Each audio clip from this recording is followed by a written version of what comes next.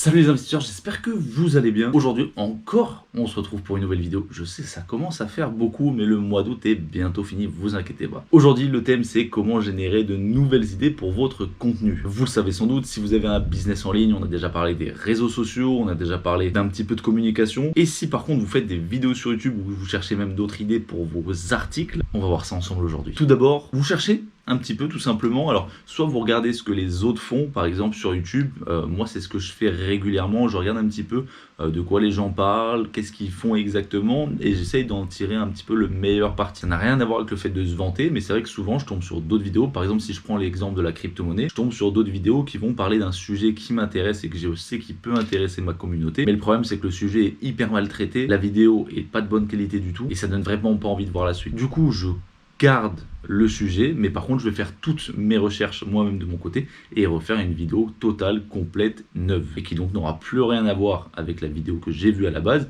mais qui traitera bien sûr toujours le même sujet. Un peu comme les informations à la télé, tout le monde parle du même sujet, mais chacun a sa façon de le présenter. Je rebondis justement là-dessus sur l'actualité, c'est le premier truc à regarder. Les vidéos qui ont fait le plus de vues sur ma chaîne traiter l'actualité en temps réel. C'est vraiment les deux vidéos, sauf une où c'était avec Binance Future, j'expliquais comment fonctionnait le trading sur Binance, etc. qui a beaucoup marché, mais les deux autres qui ont fait le plus de vues sur ma chaîne traitaient sur un sujet d'actualité en temps réel.